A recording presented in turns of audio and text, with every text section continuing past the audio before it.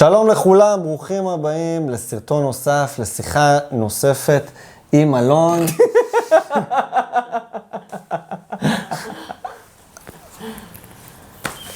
אמרתי לך שלום. רגע.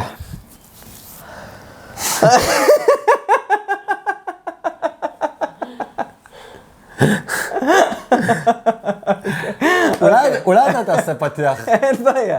אוקיי, תן לי. תגיד, שלום לכולם. אל תגיד, אני אעשה, תן לי. שלום לכולם, ברוכים הבאים לשיחה עם עצמי. לי קוראים אלון, זה דורון המראיין שלי, ואנחנו נדבר היום על מערכת החינוך ועל מקצוע השלח. זהו, שיהיה לנו בהצלחה.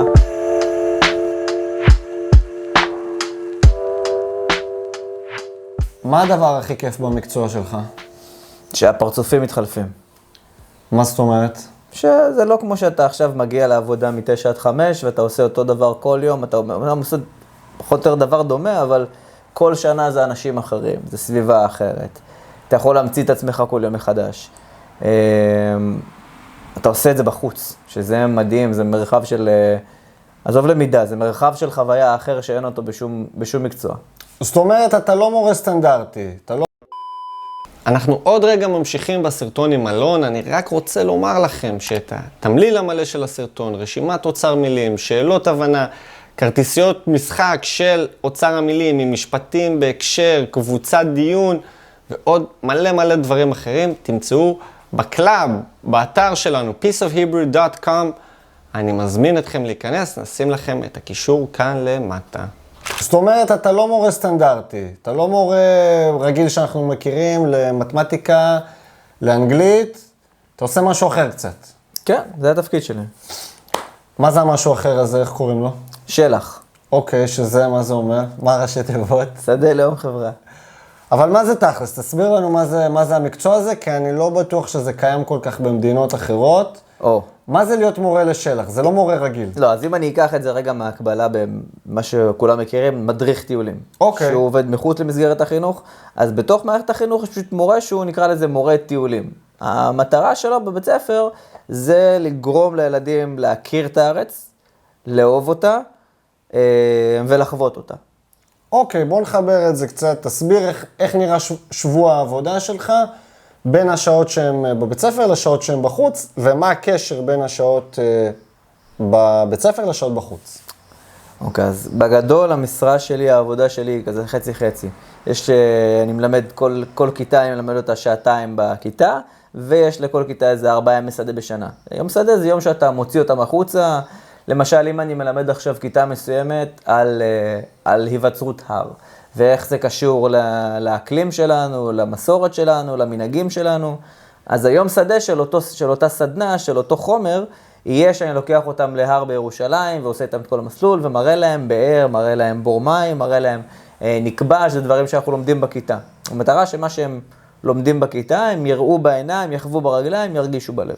חוץ מהשגרה של באמת שבוע, שאתה אומר יומיים בכיתה, יומיים בחוץ, איזה דברים מיוחדים יש למקצוע הזה? מה אתם עוד עושים שלא עושים במקצועות אחרים?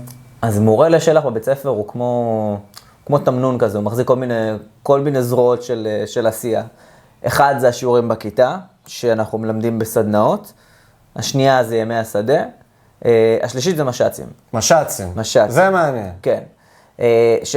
מה ראשי תיבות של מש"צ? מדריך שלח צעיר. אוקיי. בעצם כמו שיש צופים בכל מיני מקומות, אז יש גם מסגרת נוער שלנו בתוך הבית ספר, זה מה שהמורה לשלח מקים ומתפעל. זה בעצם שכבה בוגרת שמדריכה שכבה צעירה, שמדריכה שכבה עוד יותר צעירה, ובעצם זה מין לופ כזה שבסופו של דבר בקצה שלו אמור לצאת מדריך שמסוגל להדריך כיתות בטיולים, להפעיל ילדים, ובגדול, למצוא את הגרסה הטובה ביותר שלו עם הזמן. אוקיי, ואתם גם עושים כל מיני פרויקטים בעצם, נכון? כל מיני דברים שאתה לוקח עם המש"צים מחוץ לשעות בית ספר, ואתם עושים, אתה יכול לתן לי איזו דוגמה נגיד לפרויקט שעשיתם, משהו מעניין שאתם עושים, מלווים לאורך השנה. למשל, היה פרויקט אחד מצאנו מפעל בצפון שנקרא אקו קומיוניטי בחיפה, שהוא מפעל שלוקח פסולת אלקטרונית, שפסולת אלקטרונית זה בעיה סביבתית מאוד מאוד גדולה, שבעצם אנשים זורקים את זה בטבע, ואז זה מתפרק לחומרים מאוד מסוכנים שמחלחלים ויוצרים זיהום מאוד גדול. אז מצאנו מפעל בחיפה שמקבל את הפסולת האלקטרונית ומפעיל אנשים עם מוגבלויות, שבעצם מה שהם עושים, הם מפרקים את הפסולת האלקטרונית למיני רכיבים, ממיינים את זה ומחזרים. ואז ככה גם יש תעסוקה לאנשים בעלי מוגבלויות, וגם יש מחזור ושמירה על הסביבה. אז אנחנו עשינו מבצע איסוף בעיר, בעצם הקמנו עמדות איסוף פסולת אלקטרונית ב6 תיכונים שונים, עד שהגענו למצב שאספנו 0.5 טון פסולת אלקטרונית, ושמנו את זה בתוך דולב גדול, והגיעה משאית מחיפה לקחת, ודבר היפה זה שקיבלנו בסוף, מהמפעל, קיבלנו מסמך שמראה לנו כמה זה היה שווה בכסף לאנשים בעלי מוגבלויות, כמה זה תרם לסביבה, וזה היה, לילדים זה היה מאוד מספק, גם לי. הטיולים שאתם רוצים בבית ספר הם גם שונים, נכון? מטיולים סטנדרטיים של בתי ספר רגילים. כן. איך טיול, נגיד, טיול שנתי שלכם נראה בבית ספר? אז באמת הרעיון הוא להפוך את הטיול השנתי למה שנקרא מסע משמעותי. שההבדל הוא בתכלס, זה במקום שהילד יבוא, יטייל, יאכיל אותו, ישקו אותו, יגידו לו איפה להיות, מה לעשות, כמה לעשות ואיך לעשות, אז להכניס את האלמנט של המעורבות אצלו, לשים את הכדור אצלו. בעצם יש לו הרבה מאוד say בהכנה למסע, יש לו תפקיד במסע, יכול להיות שהוא יבשל, יכול להיות שהוא יהיה אחראי על החולצות, יכול להיות שהוא יהיה אחראי על השירים, יכול להיות שהוא יהיה אחראי על הדרכות, אבל לא אחראי על משהו, לכל תלמיד יש תפקיד, בדרך כלל המסע הזה גם יהיה יותר עצמאי בעשייה, למשל גם הם לא ישנו באכסניה, הם ישנו באוהלים, כדי לתת חוויה יותר אותנטית של תקשורת, חוויה חברתית יותר נכונה בעינינו לפחות, וככה זה הולך. הם זורמים עם הרעיון הזה של טיול שהוא יותר מסע? זו האופציה היחידה שאנחנו מביאים להם, הם מכירים את זה, הם נכנסים לתוך זה, הם מכירים את זה, וכשיש להם נקודת השוואה, למשל אחים שלהם בבתי ספר אחרים, אז כולם אומרים לנו שזו חוויה שהיא הרבה יותר טובה להם, כי הם מרגישים שהם חלק.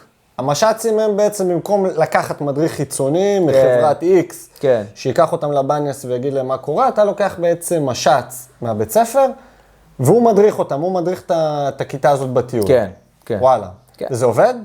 השנה זה התחיל לעבוד באמת כמו שצריך, כי אנחנו כבר 4 שנים משקיעים לתחזק את הדבר הזה, כדי שבאמת זה יהיה מוצלח. זה תהליך כמו כל דבר.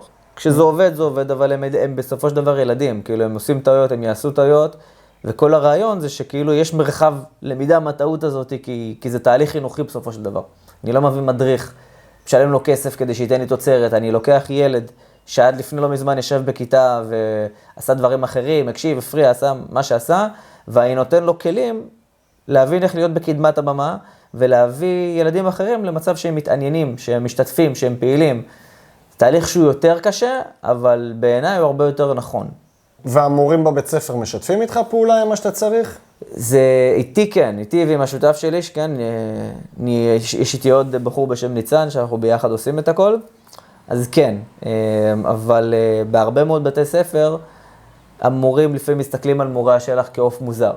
תחשוב, אתה מגיע לבית ספר עם סנדלים וחולצה כזאת של מדריך, ביומיים בשבוע אתה בכלל לא מלמד בכיתות. אתה מגיע עם תיק טיולים, לוקח את הילדים, שלום, חוזר בשעה 2 בצהריים. אבל אנחנו בבית ספר מאוד מעורבים בכל מיני דברים אחרים, אז מכירים אותנו גם משם. מישהו שרוצה להיות מורה לשלח, מה התכונה מספר 1 שהוא צריך? הדבר הכי חשוב שהוא צריך שיהיה לו כדי להיות מורה שלח טוב. קודם כל, שיהיה לך תשוקה לזה, לתהליך חינוכי נכון, אמיתי. דבר השני זה יכולת מולטיטאסקינג, כי אתה מתעסק עם כמה דברים במקביל. אתה חושב שהיית מסוגל לראות את עצמך מורה אחר, למשהו כלשהו אחר במערכת החינוך? בהכשרה שאני מורה לביולוגיה, מורה למדעים. אבל לא ראיתי את עצמי מלמד במערכת החינוך בכלל, עד שככה האופציה של שלח תפסה אותי במקרה, אז אמרתי, למה לא? למה בעצם אתה לא יכול לראות את עצמך מורה לשום דבר אחר ורק לשלח? כי אני צריך הרבה יד חופשית. לעשות את הדברים כמו שאני מאמין בהם, יש לי איזה ויז'ן מסוים שאני רוצה ללכת לפיו, ואם אני מרגיש שאני לא מצליח, שהמקום הזה לא מאפשר לי אותו, אני פשוט לא נמצא שם. בשלח, זה מאוד דינמי. יש לך יד חופשית. תכלס למערכת לא כזה אכפת ממך, מבחינת ציונים וכזה, שאתה תחוס מה שאתה מאמין בו. אז הרבה יותר נוח לי במרחב הזה. אצלך נגיד מה, אין ציונים בבית ספר? בהתחלה היה, עד שהתעקשנו שנתיים עד שהורדנו את הציונים. וזה לא גורם אבל לזלזול של התלמידים שאין ציונים? אז זה מה שמעניין דווקא, שגם זו שאלה שהמנהלת שאלה, שכשרצינו להוריד, זה היה בקורונה, הורדנו את הציונים, כי לא היה כל כך על מה, ואז פשוט נשאר. שמה שקרה דווקא זה הדבר ההפוך. התלמידים יותר התעניינו, ולי בתור מורה זה הפך להיות הרבה יותר מאתגר. יש כאן איזה מין מעגל ממש מעניין שקרה, שאם אני נותן ציונים, ואתה תלמיד בכיתה שלי, אתה מקשיב לי ככה או ככה, כי אתה חושש שתקבל ציון נמוך, נכון?